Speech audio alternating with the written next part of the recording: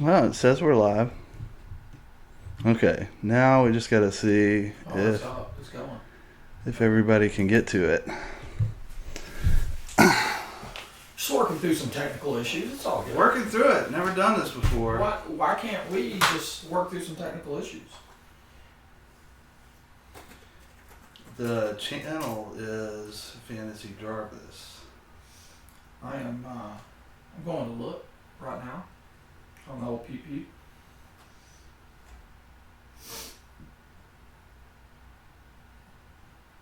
If nobody knows the deal, they can't see us right now, right? No, I think that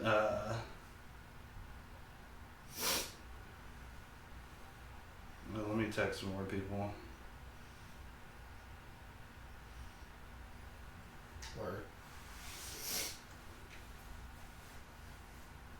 I think I'm gonna go home and watch Deadpool tonight. Let me see. That's the problem, is sharing it. I'm not sure how to do that.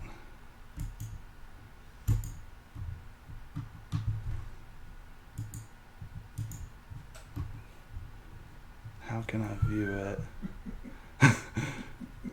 I gotta just like go to my channel or something. Yeah, there's a delay. There sure is. Can you see it? Well, I'm trying to get it. Raw, baby, raw. Oh, This is our life. My channel. Show me my channel.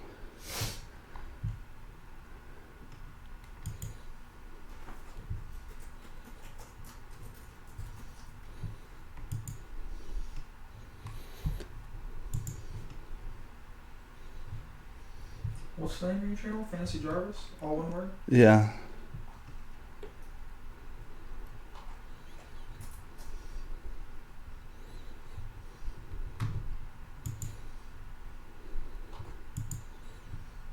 Do you mean Fantasy J.A.R.V.I.S?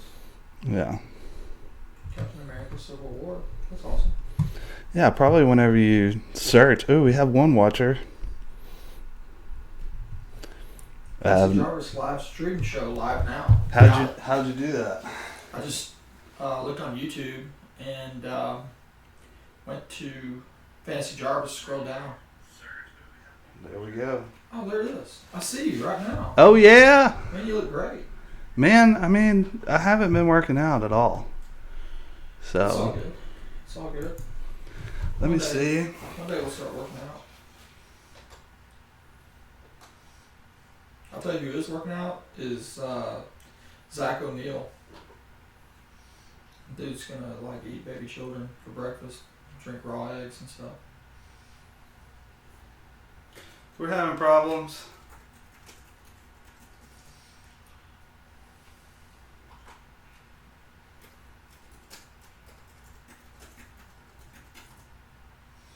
Are you?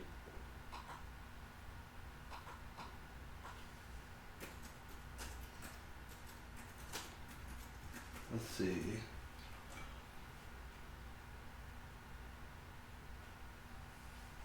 Where's Fubu with our intro music? I don't know, man. I thought he was on that. I gotta text all these people and tell them what's up. So what'd you do? You just searched it? Yeah, I just went to look for Fantasy J.A.R.V.I.S. It's live. Zach found it, but I think that there are a few people still looking.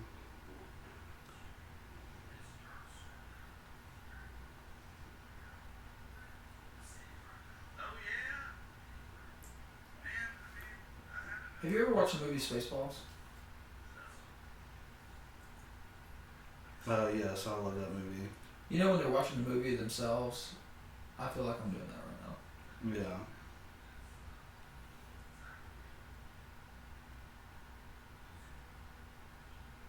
See you texting right now. Everybody I can. I mean, we can start it. No, we'll text. 4 are watching right now. Awesome. All right. I wish I could see. We got 1 like so far. I'm gonna go ahead and like it. Oh, okay. I got the share now. Where can I share this? Share it on the Facebook page.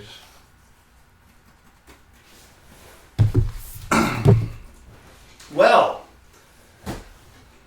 we've never done the live deal before, so we recorded and it was live, and we didn't edit anything every single time, but we haven't done the video. So here we go. We want to talk about some injuries, the latest injury news. We're not going to go into it as much as we did last time. You know, that took most of the time going through it last time when me and you and Zizzle did it. But let's talk about Keenan Allen, of course, being done. Are you done with him? Like, you had the option to keep him in one league, and you just... Well, you know I love me some Keenan, and but I'm finished. Yeah. I you know, with the freak injury last year, he had one the year before. Now season-ending knee, man. I wish. I love him. I mean, I think he's got great upside, but not anymore. I'm done. Yeah. It's a bad deal, and I think it's the same knee that was the first time, so there's no telling if he's coming back, when he's coming back. It could be a little Jamal situation. Speaking of, they're saying that he's pretty much not going to play this weekend. Spencer Ware is going to step up, but that's that Houston defense they're going against. I don't like it at all.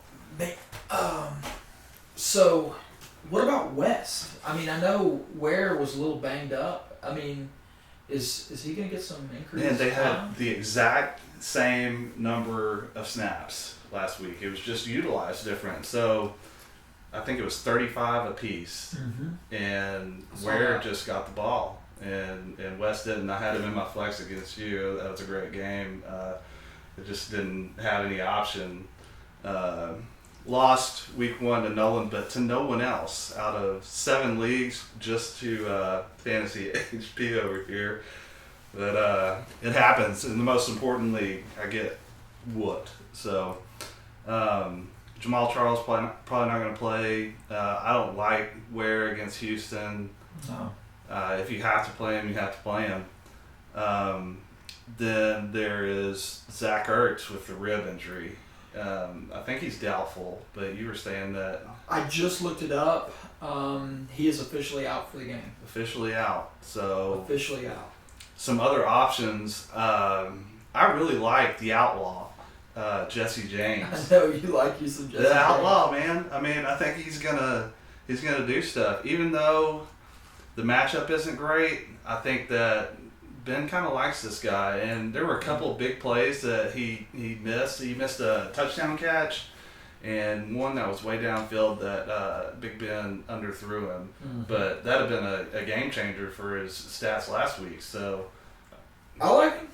I You like like him. him? I like him. I picked him up in a couple leagues. I think I'm playing him in the home league. So Hey, I mean, there's definitely worse plays out there. I'm trying to think of some other tight ends that would be on the waiver wire in some of your leagues. Maybe Clyde Walford out there. you know, I thought he was going to do a lot better than what he did, and you know, it was a little disappointing for me. And I don't know that he's got to show me something.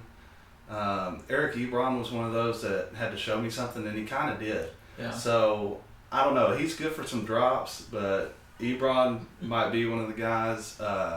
Kyle Rudolph this week. Dude, I have this just baby feeling, a baby hunch that Kyle's going to be a big time play this week because it's Sam Bradford and he doesn't know the offense.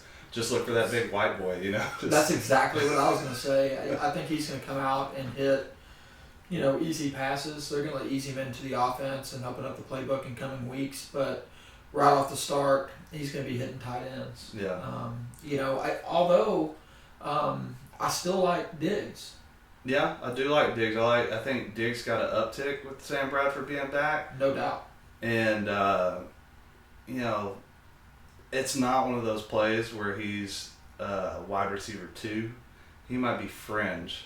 I think he's wide receiver 3 right now for me, but if he does another has another big showing, then I won't be scared to plug him in. I thought about trading him last week, and then I found out that you and Zach have shares of him, so I was like, I'm gonna keep him. Dude, if they have a good feeling about him, I'm gonna go ahead and keep that son of a bitch. I like me some Diggs this year, and I think he's going to be the Jordan Matthews for Bradford going forward, and we all know Jordan Matthews, went for almost 1,000 yards last year. Dude, I couldn't believe he had such a great game. And Wentz, he stepped up in the pocket. He looked good. He looked like he's somebody that can really develop. I hate that he's in our division. Yeah, but here's my silver lining here. Who'd they play? I don't remember. Cleveland. Cleveland, that's right. Cleveland. I'd throw for 250 and a couple T's against Cleveland right now. That's right. And y'all, everybody knows how much of a rag arm I've got, but I do think that what you said is correct. There's a good base for him, and I was surprised about Jordan Matthews. In fact, I got asked a few questions prior to the game for starting, and I advised against Jordan Matthews because same reason you said for the tight end. I just wanted him to show me something. I'm okay starting him now. I think he's going to be a really good wide receiver this year with him. And, he's not running like deep trees and stuff. He's running crosses and they work him around in different positions trying to get him the ball. And I think it's going to be awesome for Wentz to do that, which is also why that it sucks that Ertz is out. Oh, man, it does suck because I feel like he's going to catch a lot more coverage this week. Yeah. I mean, they basically have nada without Ertz. That's it. Ryan Matthews is going to catch some passes maybe out of the backfield. Man, he looks great. If he could play a full season, he'd be top 10 every year. Dude, he would. He's got talent, The guy across the street always likes him. I hate drafting injury prone. I know it's comical because I drafted Keenan Allen this year, but or kept him, if he stays healthy, he's gonna be a top 10 back, no doubt. Let's talk about Russell Wilson. They're saying he's a full go, but I really don't know, man. I think that what happened, honestly, was this is the first year that I've ever drafted that dude. I've always hated on some Seattle. I've never been a Wilson believer. Never. Not once. I've always been like, dude, that's so fluky. Dude, that's so fluky. And 3 years in a row, dude, that's just so freaking fluky. And he's like top 3 every year, and I'm just like, son of a bitch, I guess I'm going to believe it. And then, of course, I draft him, and it's a shit show. And that was such a squirrel injury. He's going down. The guy accidentally steps on his foot as he's going to the ground. And if he can't scramble, he's nobody because that line is terrible. It's garbage. But and that's the reason he got hit, really. Hey, man, he's running for his life. Tony Romo, I think, did that a few years. But, man, I think Rawls they're going to try to run the ball a little bit more. He's coming back this week. He's got to start this week. That's a great sign. That doesn't mean I don't think that they're going to get Christine Michael involved. I think there'll be plenty of him, but I think there's going to be a lot of Rawls. And, he earned that position a long time ago. And Michael earned the touches in the offseason, so, that's why they plugged him in. But, yeah, I feel a lot better about drafting him now. I thought it was going to take weeks and weeks for him to be just that guy. We'll see this weekend. Let's see. Arian Foster had a hamstring, but he's good to go. Full participant. They were saying something like it was just maintenance for a veteran, and I'm just like, dude, maintenance. Arian Foster. Dude, pull him into the shop and get some extra mechanics on that maintenance because it's always something. Arian Foster, anytime he's on the injury report, I need to look at it. Talking about Gronk also. Man, I was talking to Nick Gregory about this, and, I think 1 year in my 8-team league where the tight end makes a difference, I've drafted Gronk. Other than that, I've never drafted him. I can't spend that kind of pick on him or that kind of auction dollars on him. I just can't put together a good team, so I never have that guy. So I never have these Gronkowski woes of, that dude's hurt. He's a beast when he's out there, but he's hurt all the time. Dude, he's a beast. And, one of the things, and don't get me wrong, I know Gronk's different than Martellus Bennett, but Marty B didn't get a lot of looks last week. Dude, he didn't. And they're like, the Pats offense, I can't remember who was talking. One of the coaches was saying, he's just a team player. He's out there blocking every play and blah, blah, blah. I'm like, man, that doesn't do shit for fantasy. No, nothing. You can be out there being a try-hard. You can lead the way in some blocks. That's not going to get me 0.5 when you lay somebody out on a block. No, I wish it did, but, because Jason Witten had a lot more points every week. But, yeah. Man, I hate that because I kind of thought maybe when Brady gets back and both tight ends are there, it'll be kind of the murderer and Gronk type deal. The murderer being Hernandez. But, yeah. Hopefully, Marty B will get enrolled in that offense and get to going because I still think he's a good play once Gronk gets back. Yeah, a lot of people are scared about this one, Demaryius Thomas. I don't have a single share of him, so I've got some shares and I've been following it really hard. He's been practicing. Day one, the word was hobbled through practice. Man, that makes you feel good about starting. That's a great word. This is awesome. Hobbled. Hobbled through practice. I was like, man, that's wow. But, Demaryius came out and said that he was not going to play unless he felt like that his hip was 100%. And, he was worried about maybe taking some hits on the hip and being able to come out of his cuts. So it's good that if he plays, I feel like Demaryius thinks he's going to be able to play, but we'll see after the first time he gets the ball and takes a hit, whether he stays in or not. How is this week in the Q designation? It's kind of brutal, And for those of you that don't know, the NFL changed their whole designation. There's no probable anymore. Right. Which just muddied the waters and made it great for Belichick and the Patriots, who used to manipulate that stuff all the time anyway. But questionable just means questionable. There is no probable. So the probable guys, they're in that questionable too. And if they're doubtful, that pretty much means you're not going to play. So the questionable's got a lot of gray area. And, it's going to be tough throughout the season trying to muddle through, okay, is this guy like probable questionable or is he questionable questionable? Oh, man, it's going to drive me crazy. And Run DMC, I don't think that he ever once was listed on ESPN without a P or a Q. And, there's a lot of players that are it's just like give them a P. Just go on and give them a P, and now it's like give them a Q, and you're like, well, shit, it makes you want to, it makes you want to pay way more attention. Which it could be good for paying closer attention, but I don't know. It's driving me crazy. I know that you're a lot bigger on the injury report. Sometimes I'm just like, no, what happened, and you let me know. So I know you're. I look at it every day. I look at it every day, and I see who practiced, who didn't, whether they were a limited participant or a full participant. And really what I'm looking for is if we have 2 full participants, then he's a P. If he goes in Friday in the practice report and he's a limited participant, I think that's probably a Q. And that's the way I'm treating it until I see differently. But 2 full participants is what I'm looking for. If they're full, I'm good to go. I'm going to start them like they were a probable, and vice versa with the one limited at the end of the week.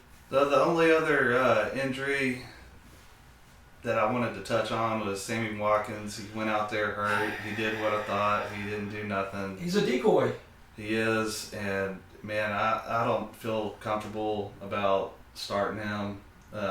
In any luckily I don't have him in any leagues. I feel bad for people. And it's because I was targeting him and I couldn't make it happen. And there wasn't anything wrong with him when I was drafting. In my eyes, I knew that he was going to be a little hobbled. But I thought that he was going to play through it, and he did.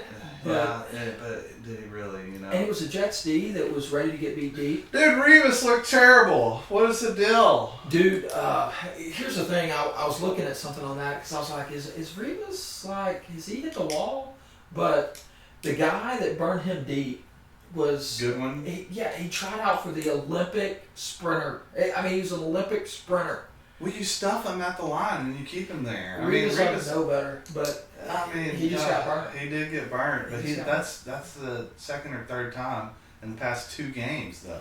I think he's got that mental deal going on now because he knows that he's gotten burnt and people are talking about him. And I don't know. I would be targeting him if I was the opposing offense. I'd be like, hey, let's go J.A.R.V.I.S next game. Who thought we'd ever say that? He's no more and I don't even want to say Josh Norman because I don't think he's a shutdown corner. No. But especially with the pass rush that Washington's going to have. But he's not like a Patrick Peterson was, a couple of years ago anymore. He's diminished. He's still good, like Ed Reed at the end of his career. So you better watch out. He did get a pick. So he's savvy, but the days of him being on J.A.R.V.I.S Island over there with whoever and shut him down, they're gone. Brandon Marshall will torch him right now. Yeah. Hopefully J.A.R.V.I.S isn't seriously hitting the panic button. I know a lot of you guys are. This happens every single year. Week 1 happens.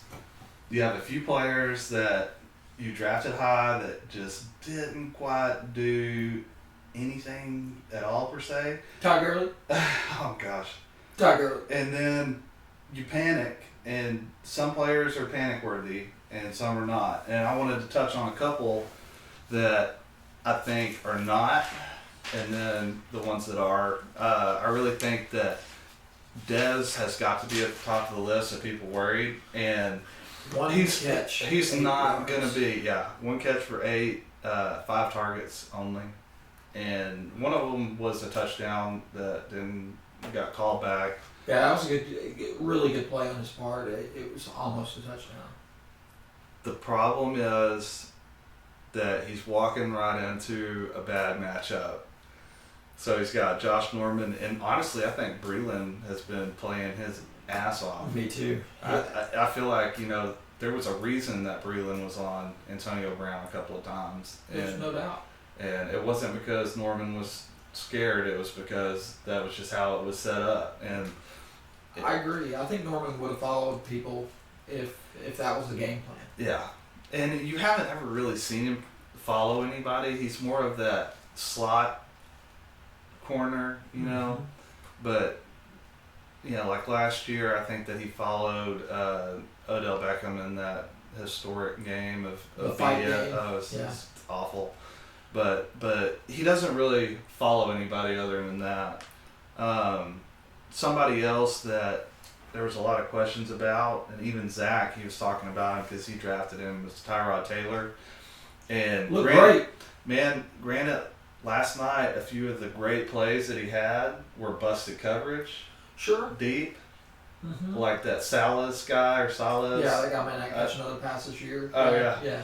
But he did. He plays better when he gets on his feet and gets around like he's supposed to. And I think the first game, they were keeping him from doing that. They were running a lot of contain. And people they've watched film on him and they understand the tendencies and they executed it really well. I think he's worlds of talent, though. He is, and you got to keep in mind. You got to hobbled. How many times are we going to say that tonight? Probably 30, maybe 33. Like a hobbled. Okay, so there's 2 more. But with Sammy Watkins being limited, that, and not only that, but Chucky Clay. Chucky Clay was injured going into the game. He got a lot of targets. He's always got that Q too. He always does. He's a Q. But ever since his Miami days, it's just a Q. It's a Q. He just doesn't have the weapons right now. No. If he gets Charles Clay back and he gets a semi-healthy Watkins, Tyrod's going to beast it just like he did last year. Yeah. But even with that, I'm glad to see that performance for him. It was good to see those busted coverage, and he recognized it, and he still had to throw him the ball. So. And had a couple solid runs. I think he got knocked out for a. Oh, he did. I swear he did. He was out cold. I think he was. I saw him go limp. Something that Buffalo did, they fired their offensive coordinator. They did. And, you have to pay attention to these things because, to me, they've moved up the running backs coach, and to me that feels like, if I'm the running back coach, He's I'm gonna be calling running back plays. Oh, I mean, it's just common sense. There's no doubt. But if you don't pay attention to those type things, then you're not gonna have that edge. But now you do. It's the running back coach that's gonna be calling the offensive plays. So I feel like Shady's gonna get a tick, even though, man, he did struggle a little bit. He did. He couldn't get any yards, man. And he got a lot of touches. He couldn't make anything out of it. The Jets but D it's the strong. Jets D. It is. It's the Jets D all the way. Let's talk about Adrian Peterson. Are you panicked? I'm panicked. Yeah, I'm a little panicked. I'm in panic mode. I'm a little panicked. Oh, God. Can you believe that we're sitting here talking about being in panic mode? But here's the silver lining. I did some research. Man, I hate saying I did research, but I literally, when I look at that stuff, I don't have any shares of Adrian Peterson, but I know people are going to ask me about Adrian. So I've got to do research on Adrian. And I looked him up, and last year, did you know he only had 54 yards in his first game last year?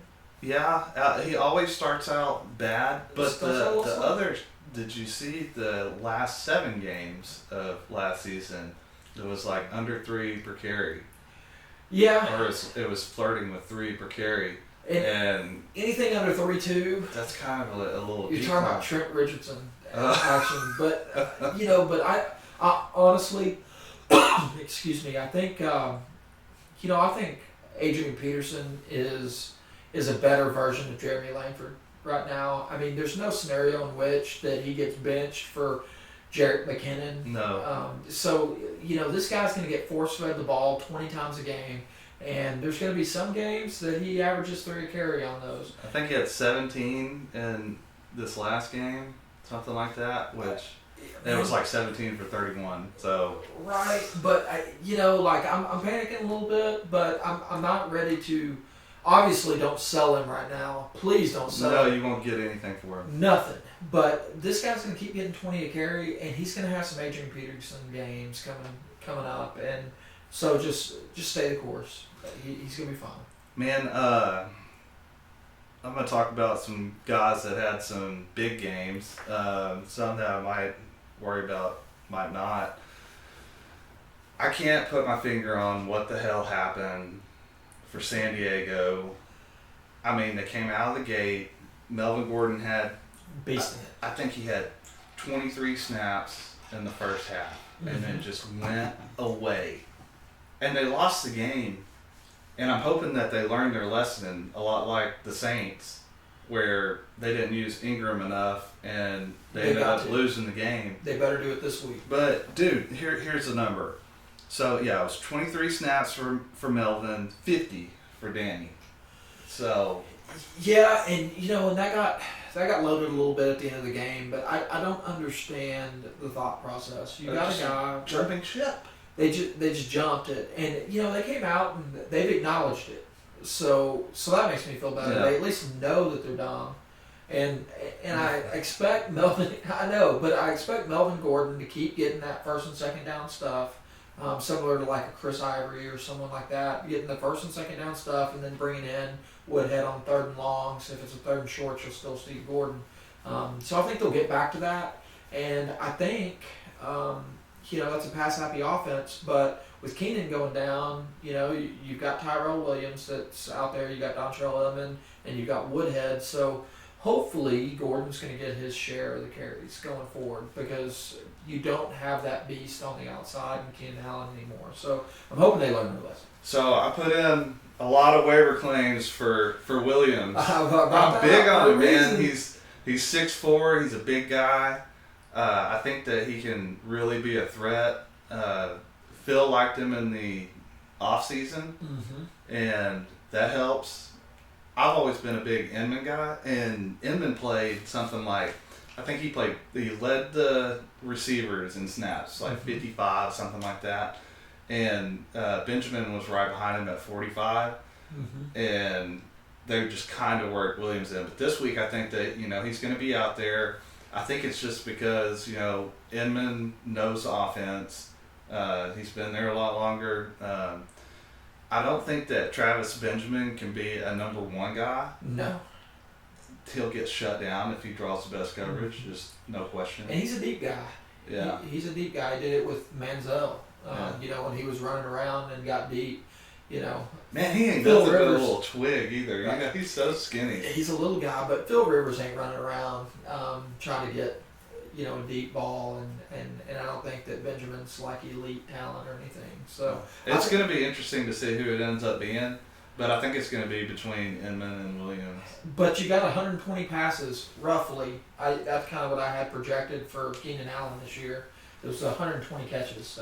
You know, it's a massive loss that these teams. I'm one of them. I lost Keenan Allen. Luckily, I was deep at receiver, so I can throw some other guys in there. But you know, there's 120 passes in that offense that are fixing to get divvied up. Yeah. And I think regardless whether it's Williams or whether it's Inman, let's say that you had Inman for 50 catches on the year, you know, I think you can add 20 to that. And now he's a 70 catch receiver. And now he's fantasy relevant. You know, Williams, you might have had him a little lower, being outside the starters a little bit, but he just turned into a 70 catch guy too. Yeah. So, and then you give the rest of them to Woodhead, Gates. Gates, Yeah. and you're good. But I expect him to catch 70 balls. I expect Williams to catch at least 70 balls. They're going to be throwing it. I mean, they've got that one guy, the Brett, I think is his name, the cornerback that's pretty good, but that defense is just not good. It's not good. And I think they're going to get handled, and they're going to have to throw it There's a no lot. question. There's going to be some handling. But moving on to, let's talk a little bit about Detroit going nuts, because, you know, when me and Zach did the last show, he said, pick a team that's just going to be bad. And I said Detroit. And boy, did I was wrong. I'm going to admit that I was wrong. Jim Bob Cooter. Jim Bob Cooter. Ever since that he has taken over, Stafford has been legitimate. And I took some chances on it in some drafts. I always wait for quarterback. And I've got Stafford in a couple leagues. Unfortunately, I went up against Andrew Luck, and that didn't work out too well. But Stafford did exactly what I thought he was going to do, and got out there. So Detroit, they're going to be legitimate. You know, I think it's still, you know, the Marvin Jones Golden Tate debate. Who do you get? You know, I still don't think it's answered. No. You know, they were both out there. I think Jones got the little better of it this week, but you know, Golden Tate got targeted a bunch. So I'm still hoping that Golden's gonna, you know, have a couple of those 10 catch games and get out there and do that. But you know, Marvin Jones, you know, looks good too. But I'll tell you what's really, really amazing about Detroit to me is Amir Abdullah. Yeah, man, I've drafted him in a few, and I'm happy with it.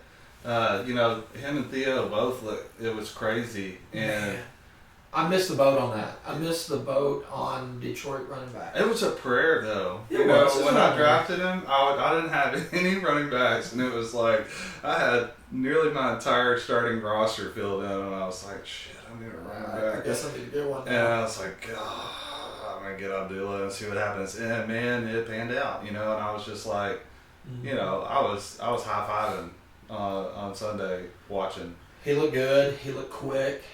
So did Theo. Theo's going to mainly be a third down guy, but Abdullah looked solid. They play Tennessee this week, I think. Yep. You know, Underrated defense. Underrated. They shut down AP, so I don't like either one this week, but I love the receivers. I think they definitely get burnt. Oh yeah, The secondary isn't that good. But take for instance, I mean, you know, that's a Minnesota team without a vertical passing game. Detroit's going to come in with a vertical passing game, and they're not going to be able to stack the box like they did on Adrian. No, that's So I true. think Abdullah's going to be able to, you know, just to find some room. I don't expect him to do what he did last week, but I still think he's a legitimate Yeah, first player no, I mean, slash running back too. you've got to start him. I mean, He's a starter. you don't have anybody probably better. No, Not at this point. Let me talk a little bit. You mentioned Luck. Man, this week is going to be a dirty matchup. But last week, I mean, good God, he was Andrew Luck of old. He looked great. Gosh, they don't have anybody blocking for his ass. Nobody. That's a big deal. Frank Gore can get anywhere. It's just the blocking is subpar at best. There's help on the way. You know, they got a few injuries on that offensive line, and help's on the way. But for the next couple weeks, it's going to be dirty. And man, the defense is terrible. Oh. It's the week to throw Simeon out there on daily, in a tournament. Just be like, close your eyes, throw the dart, and be like, maybe, because they cannot stop. Oh. They can't stop Robert E. Lee right now. I think we could have a new CJ this week. There used to be one called CJ 2K, and I think CJ Anderson this week is going to be a massive play. But that panned out, didn't it? Dude, that squirrel, I didn't want him. CJ burnt me like he did all y'all. Wait a second. Before we get too much further on this, I have to call you out because you still beat me with CJ on the damn bench. I don't know. He burned your ass bad enough to bench him week 1 and be like, man, I don't trust him. I don't trust him. And, I mean, it was against Carolina. It was against Carolina. It was a good play. I'd do it again. Oh. I'd do it again. But, I thought Frank Gore would get, 10 points or something. Yeah. And, He still beat me. Yeah. I'm just saying. He whipped my ass with CJ on the bench. My team put a dub. It was awful. I was like... It was luck. I was like, Allen Robinson, pulse check. Please, pulse check. Are you alive? And, oh, God. He ended up coming in respectable, but it was a bad week. First week for me. It was a bad week. I don't think that those Indy receivers are going to do what they did last week. No, I think Hilton's going to definitely... He's going to draw some coverage. He's going to draw some coverage. It's going to be a little tough. But they can... Denver is not known for covering tight end. So I think Dwayne Allen's going to have a decent game. Mm-hmm. If you're going to target a tight end. The Doyle character, they run a lot of 2 tight end sets. They do. I thought it was great how I saw on most all of the leagues where I've got competition, where I saw that he remained on the waivers. I was like, good job, guys. He needs to do. Fluke. That dude's got to show up 3 or 4 weeks for me to even remember his name. I remembered it, but it's like what I'm saying. Catching a touchdown in New York. Oh yeah. You don't pick him up. It's. And speaking of piss poor tight end play, Gary Barnidge was. He egged it for a lot of people, and now RG3's down. McCown comes in, and it was like the saving grace when I heard that McCown was coming in. I think that boosts what Steve Miller was saying. It boosts Duke Johnson. Oh, absolutely. Tremendously. Absolutely. And it gets Barnidge back in the game. And they had a big connection. Zach made a living off of Gary Barnidge last year. He killed it. I don't know that. He scored a little. Oh man, I don't know. I think he's really smart, and that was a great pickup. Zach, I hope you're watching that. I know he is, and that was that was huge for him all year to have that tight end, and that's that waiting on tight end that works out. I do it every year, and somehow I used to squirrel out, Jordan Cameron his first year, which he's invisible. He's non-existent anymore. He's definitely droppable if you accidentally hit the drop button on that dude. Zach just texted me and said, I hate you, Nolan. So, appreciate it. Let's talk about another dude. I don't even know what to say about how terrible the freaking Rams are. They are so bad. I thought San Francisco was going to be the worst team, but the Rams, they took the candy. They took the prize. They win. They suck the most. And Fisher doesn't get it. He doesn't get it. He came out in the media this week, Chad, and said there were 16 other teams that lost, or 15 other teams that lost. Guess what? Yes, they lost. But I would put Dallas against you right now, and they'd pillage you. Dude, I don't know the numbers, but I guarantee you that it was 100 yards of offense. It was total offense. I swear, it's got to be something like that. It was terrible. But like I said last year, or earlier in the night and last year, but Gurley's going to get his carries. He's going to get his carries every single week. And this isn't a different team that was on the field last year. It's not a different team. It's the same basic team that went on last year. So don't knee-jerk on Gurley. He's going to be fine. He's going to get his carries. I had somebody send me a trade, Gurley for Odell Beckham, and I was like, dude. Yeah, I bet you want that right now. Come on now. Come on. That's Come garbage. on. Speaking of, I mean, there's a lot of garbage trades going out week 1. You need to watch yourself. Be very careful. Make sure you post that thing on the page or text it to me because you will get burned. You get burned. Brandon Downs burns people all the time. Daily. Just daily. So, a game that I'm excited about, we're not really going into week 2 yet, but I did want to touch on this before we even get there, is the New York Football Giants in New Orleans. I think it's going to be grudge match. It's going to be airing it out. I like me some Cooks, but I'm going to tell you something. You know that you talk. This kind of goes into J.A.R.V.I.S too, but that secondary for the Giants, New York, is good. They are really good. And I just look at the Giants and I go, Eli Manning's your quarterback. I'm done with you. But man, they were legitimate in the secondary last week, and really the only things that Dude, the front 7 was good. That defense is the sleeper D. JPP looks good. I was texting you. I was like, man, sleeper D. Sleeper D. You were on them. Yeah. You were on them way before that. But JPP looks good. The hand evidently is fine now. It looks freaking funky. They showed it at a close-up, and I was just like, come on now. I'm sick of the hamburger helper jokes, and he's explosive, firework. Oh my god! But they looked legitimate. So there is a little cause for concern for me for the Saints.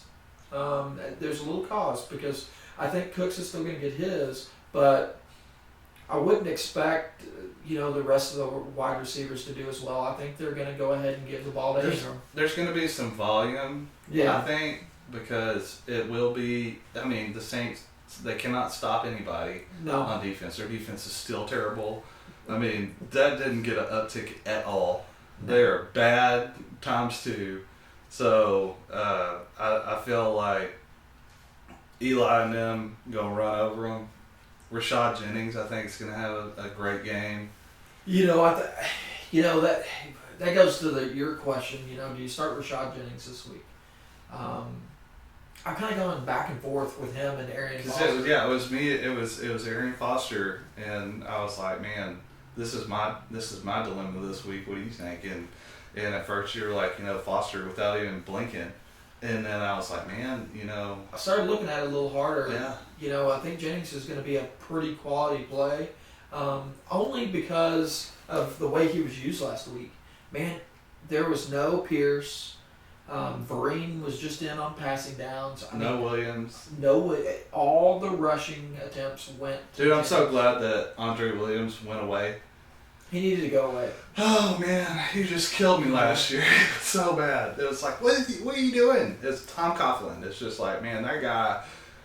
I hope that you have a great career in something else. You won a Super Bowl. I think it's like he's going to be a analyst. I'm not sure what he's doing, but whatever it is, it's not calling Andre Williams to run the stupid ball 3 inches on second down. But that's what he did. He had a beast in the Mog Bradshaw back in the day, and then he'd say, okay, Brandon Jacobs, get in here and rumble. Right. I mean, and it was a change of pace deal, but that's what he did. It was a hot mess. It was, always. Going back to the L.A., Carlos Hyde lighting it up on them. You would think out of all of that entire mess over there in L.A., that the run defense would still be prominent, but it wasn't.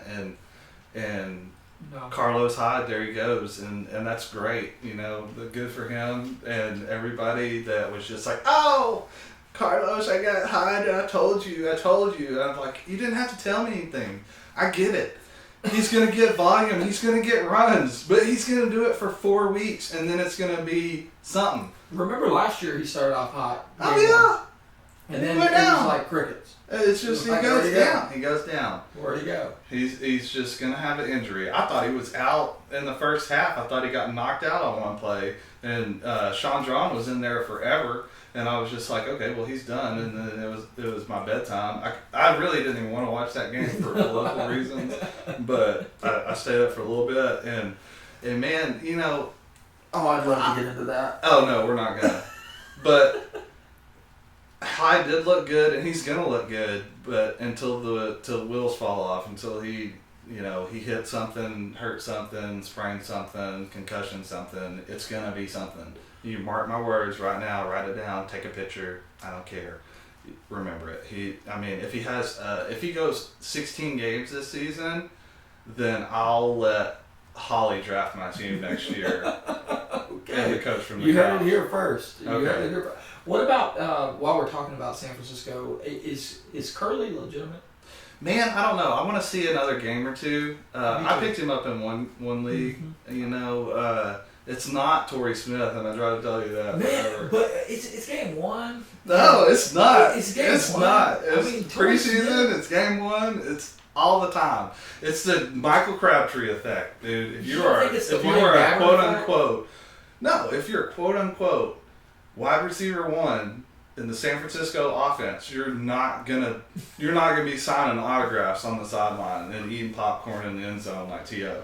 You're just not. Michael Crabtree went away because he was there, and now look at him. I mean, all it took was somebody who could throw the ball, and I just don't think it's going to be Torrey Smith, man. I never did. I never will.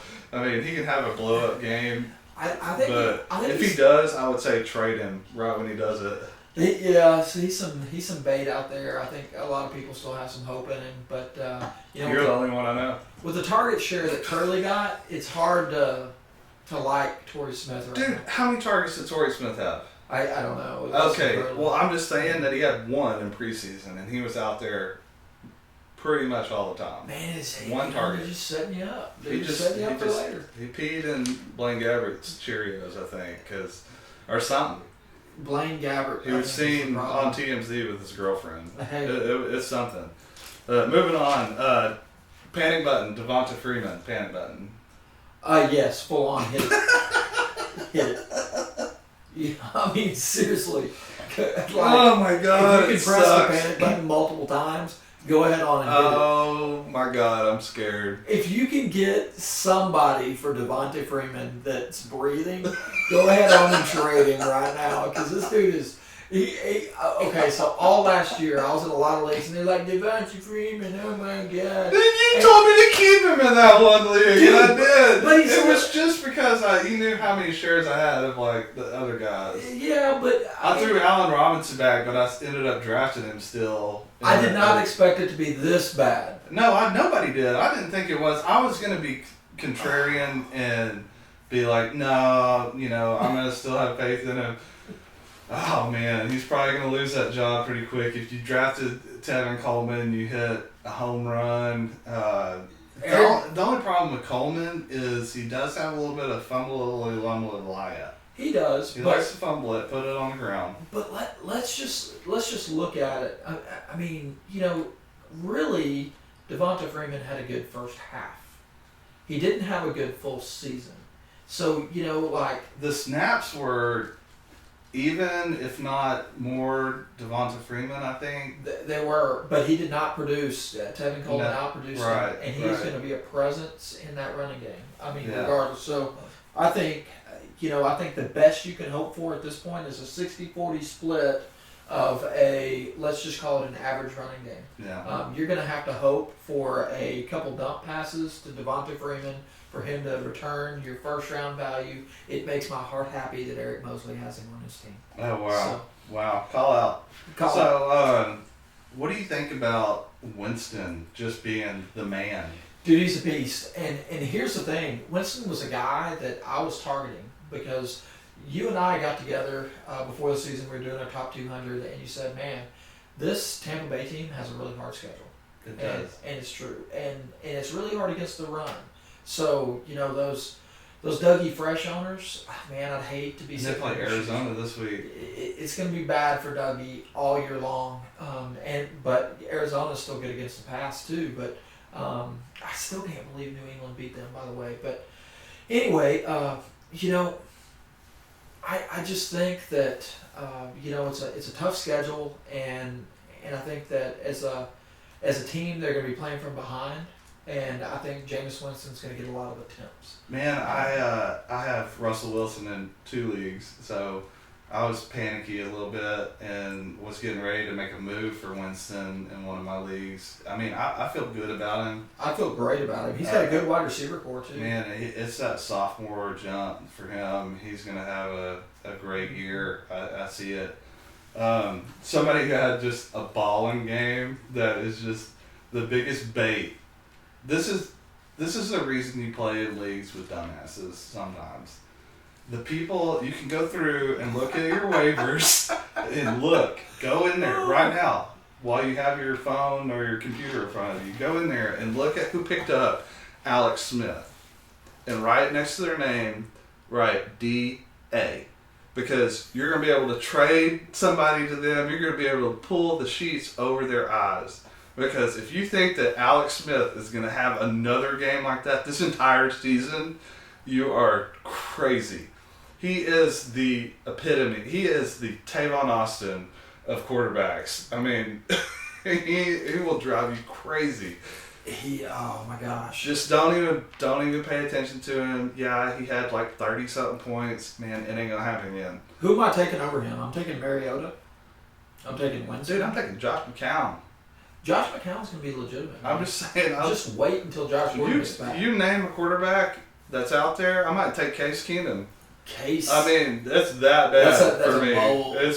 But and you know, and you know, I'm knocking on Alex Smith. He can run. He doesn't throw picks. He's a great game manager. He's a great NFL quarterback, but he is not a good fantasy quarterback. Yeah. But let's see. Let's talk about some people that blew up since we're on the topic. David Johnson.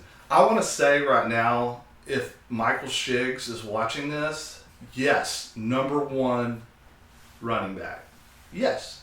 You questioned me like 20 times on that deal. And I was like, no, he's going to be the number 1. No, he's number 1. He's going to be the number 1 running back this year. And the people that listen to me on that, you know, at the very end, you and I, when we started talking about things, you kind of got me a little bit on that Gurley train. And, you know, and I'm still on it. I think that he's a great player. Yeah. But David Johnson is, and CJ2K was out there for like 4 plays. Yeah, he was elite. Here's the only thing that worries me about Johnson, because the talent's there, the offensive line's there, the quarterback. You know, you can't stack them. I mean, it's a good situation for Johnson. Catches a lot of passes too. I think he had 43 yards or something through the air as well. But man, can he hold up to that all year long? I think he can. I hope he can. Because I think he runs like Adrian Peterson used to. I'm telling you, that's what I would. When I posted the YouTube video of him, I was like, that is Adrian Peterson. If I was going to compare him to anyone, it would be Peterson. He's legitimate. Except he can catch passes a lot better. So it's almost like, I mean, I'm just saying he is. It is just talent. He's like D'Angelo Williams. I mean, D. Willie had a great. He had a great game. He had a great game. He was on my list to bring up. I mean, he had segue right there. Segue. D. Willie just doing it. 34 years old, just running. All of us in the league. I don't care. Here's my deal. Is okay. So he's older than Frank Gore. I'm just saying. Dude, that's old too, because Frank has like grandchildren. But here's the thing, man. I don't think that D. Willie is any good. I am going to sit here in this chair tonight and tell you that I don't think Le'Veon Bell's that good. I think that it's the system over there. Because you can't tell me that a 34-year-old running back can come over there and rush for $150 and a couple T's, and that it's, I mean, the Carolina Panthers can go, man, this guy's horrible, we're getting rid of him, we're going to go with Jonathan Stewart. And then all of a sudden he turns into a beast. No, man, they've got It's the same deal with like the Cowboys. It's like throwing Run DMC in there. They just hadn't touched Cotton in a few years, and then he gets behind a good line, and he's just Oh, He's 100 yards a game. So yeah, D-Will is agree. gold for I do 3 think, games. I do think that Le'Veon is ridiculously good. And I got a lot of questions this week. Hey, is Le'Veon going to lose touches to D-Willie? No. No, he's not. Absolutely not. No, because what happens in Pittsburgh is the same thing that happens in Kansas City. When they have a guy, they have a guy. It's their guy. Yeah. It's their guy. They're going to run him till the wheels fall off. And we've seen it time and time again. Let's see. We talked about C.J. Anderson having a great game. Somebody else that I targeted when I was drafting was Matt Forte, and we got to see 2 games of him. And it's like he's gotten like nearly 60 carries in 2 games, and it's just that scares me to death. It does, I love it. but at the same time. run it till the wheels fall off, man. It's gonna be a good ride until something happens. But the Jets look. I mean, I know this is crazy, but the Jets look like playoff bound. I mean, man, and here's my thing: is I watched that game really closely because, of course, it's Thursday night, and I hate Thursday night games. Jim Nantz and Phil Simms. Oh, yeah. I mean, it just makes me puke in my mouth. It's Sims. I love listening to Nantz call golf, but football, dude, it just kills me. It's like it's cutting me multiple times. Just small paper cuts. I hate it, and I hate Thursday night football to begin with. So then you throw them in there, and I'm just like, God, this is the worst thing that there is for fantasy football. The NFL needs to realize that this is not good for fantasy football. No. It might be good for ratings only because it's like we watch it because we have to. If we all boycotted it, I think it would go away. but man, that's just so that was a tangent. But so Fitzpatrick, I was watching that game really closely. Also he had another guy. he had a lot of issues though there in the first. He did. He did. He had a couple of terrible mistakes that worked out. He had that one, like, I thought I was going to pass it, and then I tucked it, and then it ended up being an incomplete pass, but it was just like... The shovel passes. It was a lot of booty. We thought Brandon Marshall was going to be down for the count. I puckered my butt on that one. I was just like, man, that's it on him, and then... And that's one of the game's really great wide receivers still. Oh, man, he's so good. If you're able to be a number 1 receiver and also be on TV talking about the NFL at the same... I don't know how he gets away with that. It's just because he's Brandon Marshall. But he's like, man, I got to go to work. I'll see y'all later after practice. Or he might not even show up to practice, but I got to go to work. He's Brandon Marshall. He's like on TV, and you're like, man, you just played 15 minutes ago. You still got sweat all over you, and you're talking about football right now on TV. It's just crazy. But somebody else, speaking of Thursday night, was Kelvin Benjamin coming in big. And I advised against him a couple of times. You were with me on that.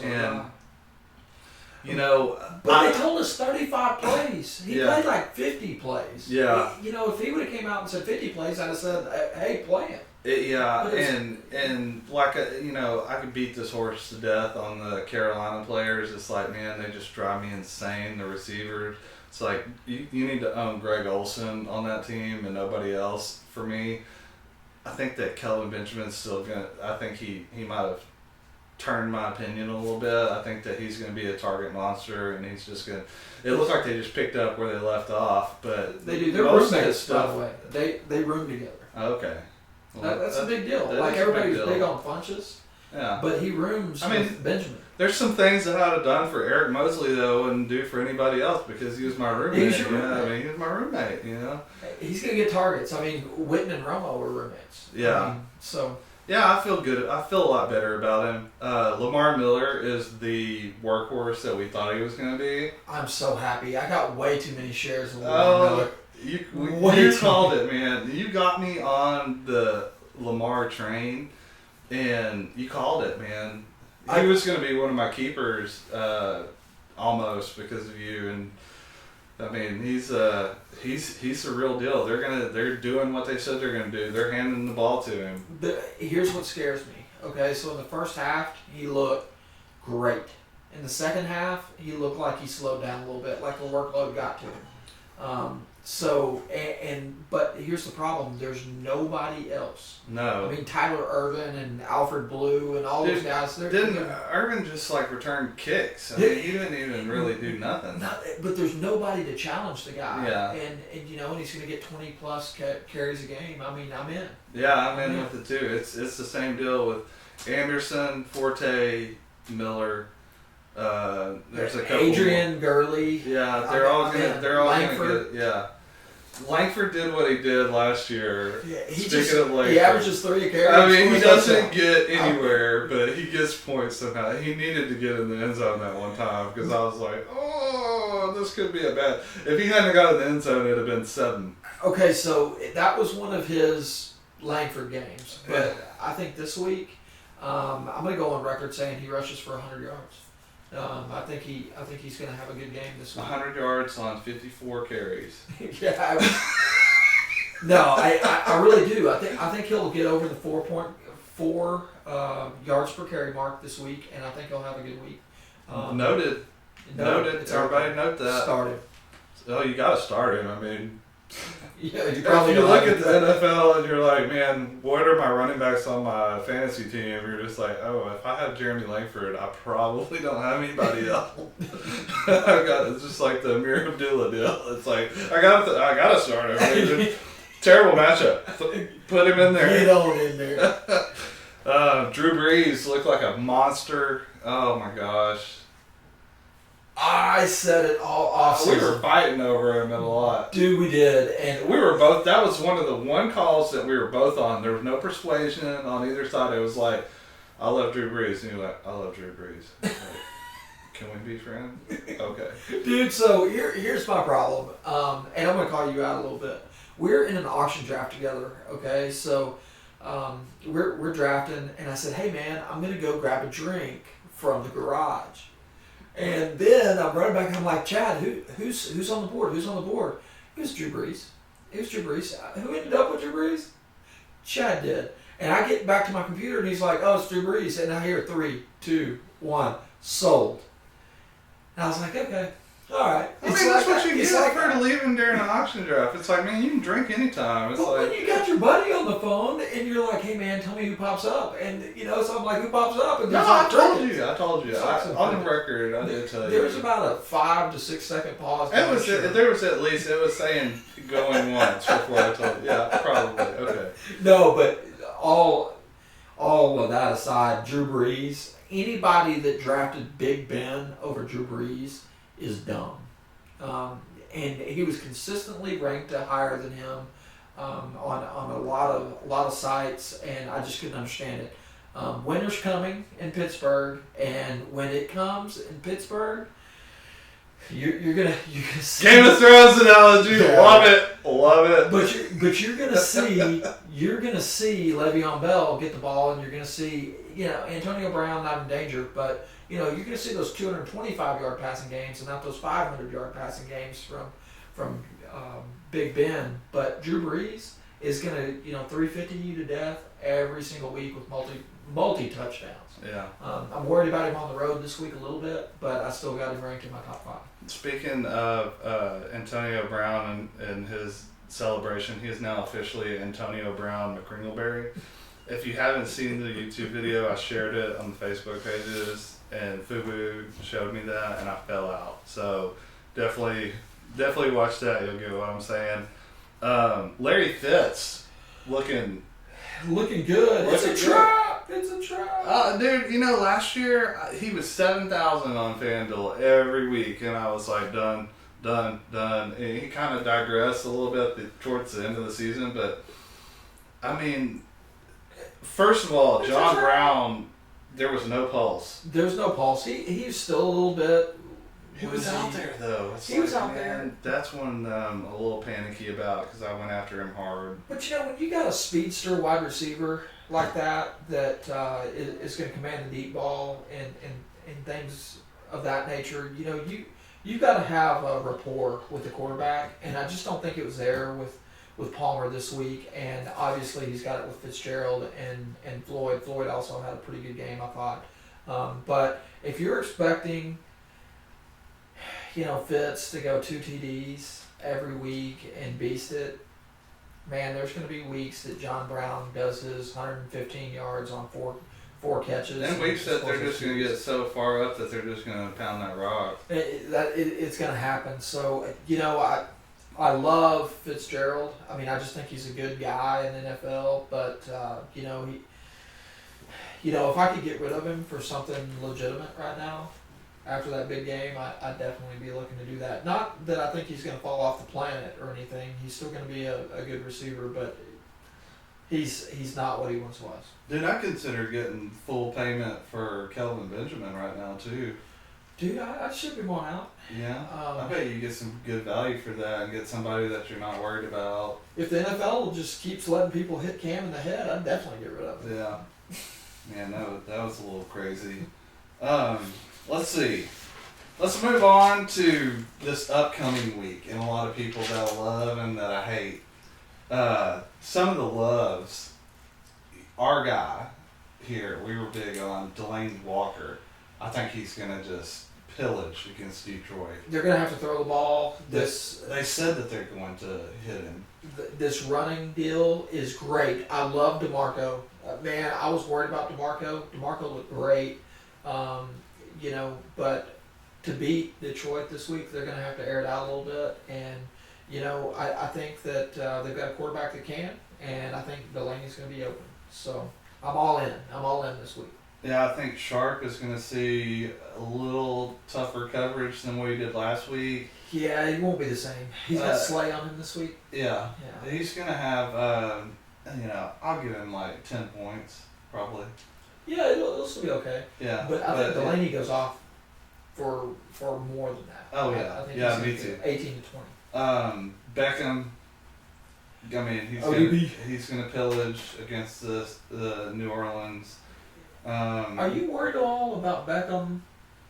And, I know Victor Cruz is back. There's and I know a lot of mouths now. There's a lot of mouths, but Beckham's still going to get his, isn't he? He is.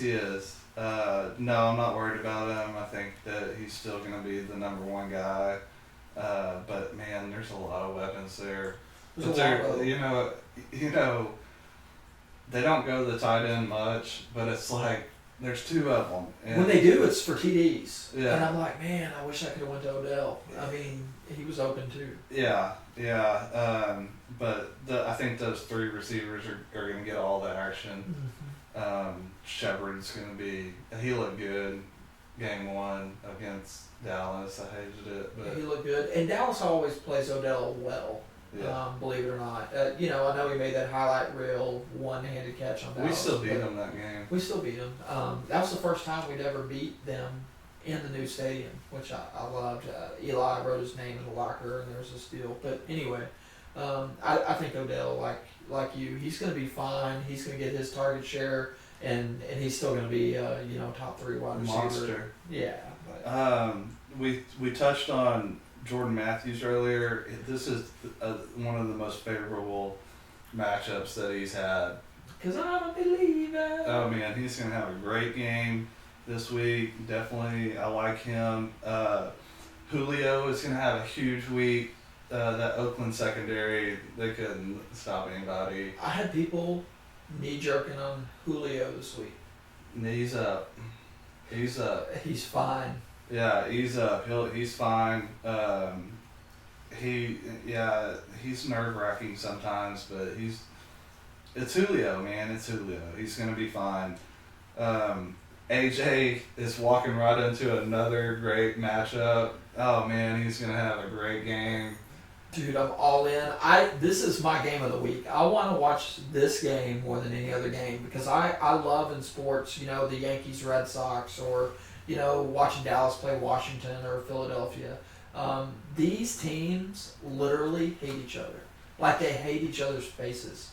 And, when they take dirty and cheap shots, let's hope they keep it clean this week. But I love seeing people who legitimately do. It's like in boxing, when they like hug afterwards. I'm like, dude, you just got in a fight, man. Don't hug that guy.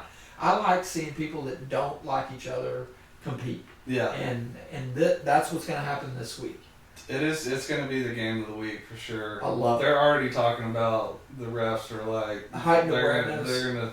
gonna throw flags. Somebody's getting tossed. I don't know who it is yet, Yeah. but somebody's getting tossed out of the game. Pac-Man. I just hope that it's one of the Cincinnati running backs, so that one can actually have a good day. There you go. That would be great. There you go. Because who do you start? Oh man, the Jeremy Hill, Gio Bernard saga continues. I think it's a Geo game.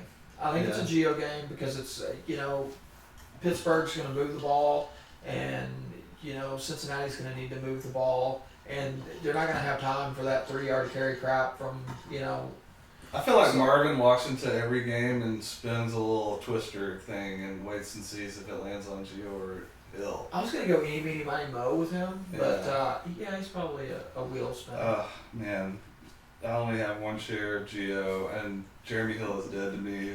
So, I know you hate him. He just ruined my year last year. But speaking of somebody I hate, Alshon Jeffrey's got a great matchup. I know you hate Alshon. But I truly believe, health aside, he is the most underrated number 1 wide receiver in the NFL. Yeah. I really do.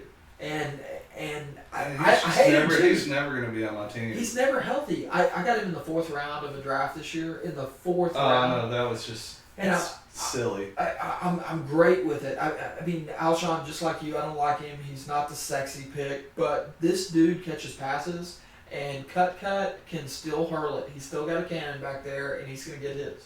Yeah. The question is does Kevin White have a good game? If but there's a game to do it, it's this week. it's this week. He had the most targets. Kevin White had he had like 11. I know, and one of the most important things, John Howard and I were talking about Cut and Kevin White, and he's like, you better hope that Kevin doesn't leave Cut out to dry on a pick or something, because Cut gets mad, and then he won't throw to you for a couple weeks. And he did, but I looked over on the sideline because John had me freaked out, and I was watching, and Cutler and Kevin White are down there, and he's teaching. So I think he's going to be okay.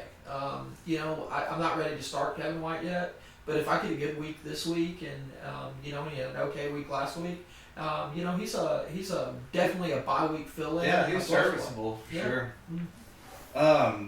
So here are my bad matchups of the week, and there's one or two on here that ain't nobody gonna like. Yeah. But I know Charlie's not gonna like this one. Mike Evans, this is a terrible matchup. Patrick Peterson, dude. So, man, It's gonna be rough. I don't like I like Evans this year. He was a guy that I was targeting and didn't end up getting him, but he's a very good receiver, and like we were talking, Jameis is on the come up. But this is a week for Vincent Jackson, maybe Safarian Jenkins. I can't even believe I said that name, but maybe those guys have a good week. Maybe a Sims out of the backfield type deal. But I think Mike Evans, I think it's going to be a 5 for 50 week for him. Did you see how big Sims looked? He looked like a big dude. Dude, he does. It's like every time I watch Robert Turbin, I'm like, dude, that guy's massive. Yeah. And, in Sims, I looked at him the You same way. don't remember him being big, Like last year, it's just like you automatically think filling in for Doug Martin, you're going to be just a little dude like Doug Martin. Third down back? Yeah. Yeah, you're going to be a little scatty guy. You're going to be Darren Sproles. He's big, though. He's big. No, he's a big dude. He'll lay somebody. He looks for contact, too. I kind of like him. He's crazy. And I think he's going to be a play down the stretch because they're not going to be able to run the ball this year. No, Doug is going to get shut down, just like I've been saying. Mm-hmm. Been on that harp on him. T.Y. we mentioned earlier. He's going to be up with Chris Harris. Man, it's just a good defense in general, and it's not one that gets beat deep, and so I just don't think that T.Y. is going to be out there. I think it's a Moncrief week. Yeah. And I don't know. I just think Moncrief is the guy. Dwayne like Allen, you were saying, tight end. Yeah. Dwayne Allen's probably going to have a decent game. Hopkins going up against Kansas City. Will Fuller showed up big time. I mean, good God, he looks great. That dude looked great. I'm like hovering over the panic button on DeAndre Hopkins. Nah. I know. But man, he didn't look like he was in sync with his QB. No, he didn't. If he doesn't get in the end zone, then it's a booty day. But he had like 3 targets in the end zone though, so that made me feel better. He's going to get those, but I'm worried about that passing offense this year. I'm worried about it. I'm not trying to tell you that I think DeAndre Hopkins slips to like 30th in the NFL or anything, but he was in a lot of drafts. He was drafted in the top 6 picks. Right. Man, I would sure like to see that pick at 18, where I think his value is going to be this year. Mark that down, Zach O'Neal. Mark it down. That's dirty. Dude, I'm not huge on Green Bay in general this week because of our call on defense this year. I drafted Minnesota in leagues that you didn't get to them, and man, you start them week 1, you got 25 points probably. Dude, it was a good week. Couple TDs for them. That's their deal. That's their MO. Is they cause turnovers. Division battle. I'm concerned about Jordy Nelson. He did not look like Jordy Nelson at all. And, I realized he caught a touchdown pass, but he, lumbered into the end zone, turned around, and nobody covered him. Dude, I know. I saw that, too. And he just didn't look like he opened it up. Randall Cobb, on the other hand, looked like a beast. But I'm a little worried about that offense. I definitely am fading Eddie Lacy this week. Yeah. Because I think they're going to have to throw it a little bit. Maybe this is the week. That Jared Cook actually. Dude, I just dropped his. I know. Like a bad habit, man. I was so just. It's like Aaron Rodgers has like 30-something points, and Cobb and Jordy get plenty of points, and I don't think that there was 2 targets that went to Cook. Man, Richard Rodgers is out there catching passes still. It's enough to make you go insane. There's not Mike Finley again. It's just it's not. But Cook stayed in the block a little bit this last week. I don't need you to block. I need you to run out and catch passes in the end zone. Man, I'm with you. It's the Martellus Bennett story, man. That the guy will do whatever. That's great. Go block somebody. I don't get any points for that. But Cook, I think he's going to have to block some this week as well. But maybe he can slip out. And that was against Jacksonville, dude. Jacksonville cannot stop the pass.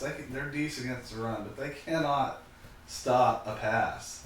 They can't. I'm just hoping. I still have some hope for Cook. But I think it's going to be like last year, Rodgers maybe getting in the end zone, and you were like, good offense, I'll stick him in there. But the Green Bay defense this week will be a good play. Green Bay defense, I think will pillage, but I think Diggs could have a good game because if I'm not mistaken, I think Shields could be out this week. So that means Diggs is going to be on number 2 corner. So I think he's still going to get his, in my opinion. But I don't think that they're gonna, be able to move the ball at will on a very good top 10 Green Bay D. And your sister had a question that pertained to Jarvis Landry this week. I saw that. I still like him, but he's probably going to see a lot of Malcolm Butler. He will. And the history is not very good with that.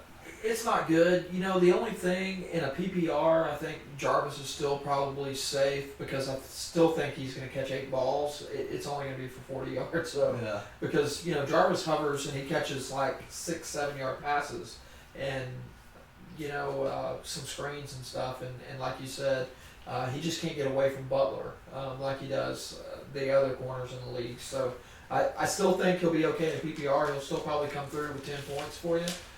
Minimum, but he's not fixing to have him a 10 catch, 120 yard day. So the last thing that I wanted to really bring up was Fab, and the best practices for that. You'll see a lot of leagues that you play in after week 1, you can kind of judge them. But when I'm playing like in our league with you guys, sure. it's like if you want a player, you have to throw that percentage at it. And some of the rules for percentages, let's say that you had to have a guy that you're probably going to use the rest of the season. What percent? At least 50. At least 50. If it's like, so, let me find a good example. Let's say Bell is out. D. Willie wasn't drafted type deal. Like everybody thought Bell was going to be week 1, and then he smoked weed. So D. Willie last year type deal where people are picking him up. Man, if you know that he's going to play the rest of the year, for me it's like 70 to 90. For a D. Willie? For somebody that you're going to, I mean, every week starter that could be top 10 type deal, I feel like you need to spend 80% of your budget, because this is the thing. And I talked a little bit with Nick Gregory about this. First 4 weeks of the season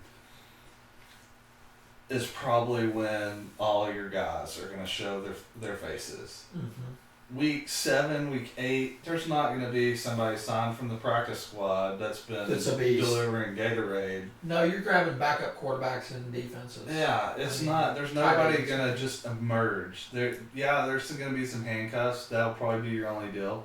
If somebody does go down late, then there might be a handcuff or two. But a lot of times, you know, the injury-prone people have that handcuff already. Mm-hmm. So it's just not going to happen after about the first 4 weeks. So when you see somebody that's good here in the next couple of weeks, that's going to be serviceable, you're going to plug into your lineup. Maybe you lost Keenan Allen. You know, if you're going to plug somebody into your lineup, you got to think past, 50% is definitely that mark. Yeah. Because you're not going to get them. If you're playing with me, you're going to get them. You're not getting them. You're going because I'm not scared. If I have $1,000, I'll spend $600-700 of it on somebody who I think is going to be big. If I think they're going to be massive, I'll spend $900 and I'll just be like, man, I can pick up a defense the rest of the way out. For $1. I'm putting all my cards. Mm-hmm. Last year I paid $400, $500, maybe upwards of $600 on Carson Palmer, and it nearly got me a title. I remember when you picked up. That was week 1. That was a good pickup. You just can't be timid. And so here's another rule. It's like, if you're going to pick up somebody like, let's say, like this week, Tyrell Williams, I spent like $400 on him. That's 40% of my $1,000. That's a good number, around 30-40% if you think that you are going to be able to play him. Absolutely. If it's like a backup quarterback, like I also picked up a quarterback in case Russell Wilson wasn't going to go. Yeah. I spent $100. So 10%. Yeah. It's a percentage game. It's a percentage game, and you want to leave a little, but at the same time, like you were saying, these breakout guys that could potentially be starters for you the rest of the season, and find the next, on some waiver wires. Last year, Devonta Freeman was on the waiver wire, and what would you have paid for that last year? 80-90% is not crazy. Yeah. But like you said, you gotta maybe play that game with your league. So, I'm in a league with you, the J.A.R.V.I.S league, and I didn't spend as much. I knew who you were going to go after. So we don't need to have lunch on we don't need to talk about that. We do not need to talk about that was bad. It was like, man, I don't want to dick you, so I'm not going to go for him. Yeah, and I lost Keenan, and I was like, man, that sucks. But at the same time, I went ahead and got Curley and Inman in that league, and I spent $100 a player on 10% of my budget. And so like when I'm getting a lotto ticket, I'm gonna spend $100. Something like that, when I'm getting someone when it's not guaranteed. Exactly, and I think Williams is more of a guarantee than Inman. So I think you're justified in what you spent. I would have spent the same thing, but it was like I know that you're spending $450 on him, so if I throw $500, I'm gonna get him. And that just would have been a dick move. So I decided not to do that. And when I looked at what people spent this week in that league, it's a good feeler because you can be like, oh, people were spending like $80 on people that those are good players. But then next week, if any of them listen to this, which a lot of them probably will, they'll be like, oh well, because just mark my words, if I'm going after a player, you ain't gonna get him because not if you spend 80 bones. No, not happening. If you spend 80, you're not gonna get him if you're going against me. But the thing is I think what people do is they divvy it up over the season, and they go, okay, I got $1,000. I got 13 weeks. I mean, I got right. They want to spend X amount per week. That's not how it works. In week 7, you're not getting anybody that's worth a dang outside of a defense. You might be getting a backup kicker. Hopefully, you've removed the kicker from your league, but maybe you're getting a backup kicker or a backup quarterback, and that's something that you can spend less than $100 on and get a legitimate guy. And then even if you can't get them for 100, a lot of leagues they let you do the free agent adding, like you can just add for free after waivers go through. And I mean, I've hit big on that before. I've been like, ain't nobody paying attention to waivers. It's like, man, straight up a guy on waivers right now that I'm picking up, and I knew nobody would be after him this week, so I'm just gonna hold up and I'm gonna pick him up for $0 because nobody's gonna be on him. Yeah. And I'm not going to say him on the deal, but he's played football before. He's played NFL football? He's played NFL football. Oh, I know who you're talking about. I know you know who I'm talking about. Oh, man. Well, that pretty much covers week 1 and 2, the big stuff. I know that the YouTube deal, we definitely, and I grinded and tried to figure out how to do this deal all day today. I mean, I didn't have anything to do. My kid is at the grandparent, so I was jacking with it all day, and this is how it turned out. I mean, it was like, hey, we can't see. It's not Google. Dude. Next time it won't be this bad. If we do a live feed, hopefully I'll have it down by then. But I knew it was going to be trial and error. But we appreciate you guys for tuning in, and we'll catch you next time. Good luck tomorrow. Start sit questions.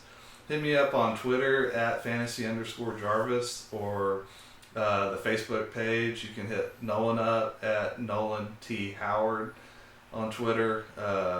And if you don't have Twitter, seriously, you're missing out on the best information. That's where, I get 80% of my information on Twitter. That Bleacher Report. Bleacher Report reports stuff before the team even knows it's going to happen. They're like, that dude's he went down. And it's like, dude, he's still out there running around. It's like third quarter. He went down. What the hell happened? It's like Bleacher Report.